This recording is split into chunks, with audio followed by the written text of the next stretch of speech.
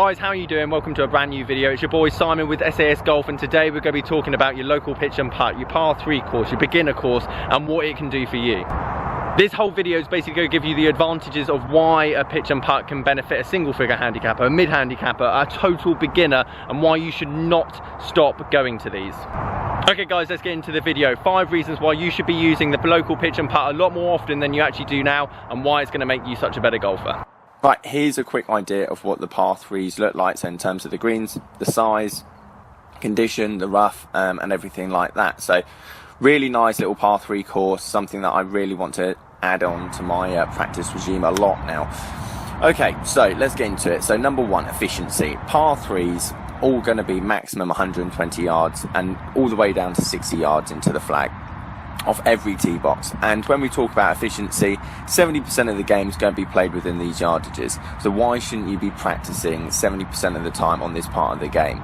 I see quite a lot of people spend a lot of time on the range trying to perfect that perfect draw or that cut fade, and at the end of the day that sometimes just isn't going to save you as many shots. When I see people not being able to hit the green from 100 yards, I definitely struggled around here in a few places, and it definitely highlights very quickly where I'm weak at, what kind of shots I'm weak at, and also my strengths as well, that obviously I can gain confidence in.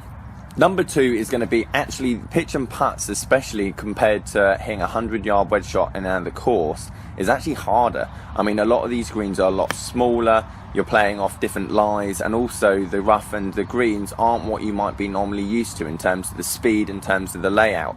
So actually it was a really good test. If you are missing the flag by 15 yards, it means that you have missed the green, which means that rather than having to hit that lag putt that you might be used to, all of a sudden you're having to get up and down, which just shows it's a great test of your short game and something that you should be adding into your practice regime if you're not necessarily strong in this kind of area. Number 3 is time, and I know obviously for everyone, including myself, trying to find time to practice and quality of practice is always difficult. Now, it took me 30 minutes to go around this golf course. I wasn't rushing, I was taking my time, I was going through my pre-shot routines, doing everything that I would normally do as if I was playing in a competition. However, it took me 30 minutes to go around these par 3 courses because obviously you haven't got that long of a walk between tees, or even the holes for that matter. But the practice that I'm doing and spending out on the golf course is efficient. I'm using my time effectively, and it's meaning that the time that I do get in the week means that it's going to help boost my skill level and my confidence level to the maximum output.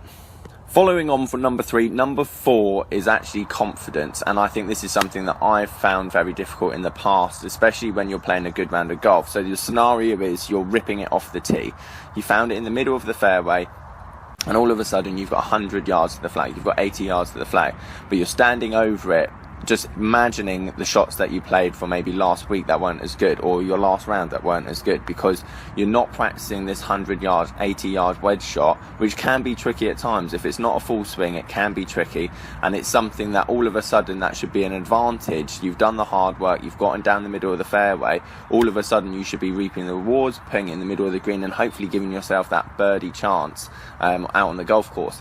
But I know all too well, being out there, sometimes I've put it straight out the back of the green, I've left it massively short, and all of a sudden, even though you've done all the hard work before, you've now actually ended up in a bogey scenario. All of a sudden, I can imagine if you're practicing this once a week or twice a week, all of a sudden you're going to be feeling so much more confident from that area, and it's just going to mean that the more times you're in that scenario, it means that you're going to be trying to find the best out of the situation, and you're going to give yourself that birdie chance more often than not, just because you know that you have the ability to do it. Right, number 5 is cost. To play this par 3 course around Drayton Park Golf Club, it's £5, which I think is an absolute bargain.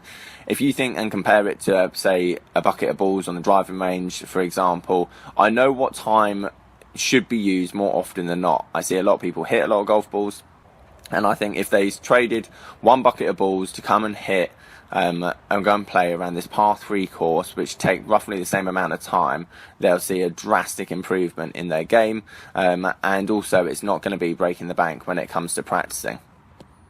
So guys, there you have it. I am 1 under to this point. I do finish off with a par. I think I was very lucky to finish 1 under. I think I missed way too many birdie chances, which is something that I need to look at. My green reading wasn't as good. I missed a couple of greens, which actually I did very well to get up and down from.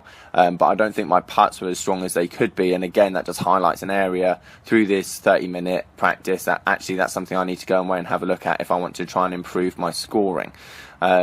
Definite, love this place. I think it's going to be brilliant for my short game. I think it's going to make a massive difference to my game out on the golf course. Okay, there you go guys, 5 reasons why your local pitch and putt par 3 course is definitely going to improve your game and why you should not leave it outside your routine. Just for all the reasons above basically. Guys, give me your thoughts on what you think about your local pitch and putt, what you should be doing, what you shouldn't be doing, and so on and so forth. Guys, give this video a thumbs up. As always, please subscribe and I'll catch you guys later.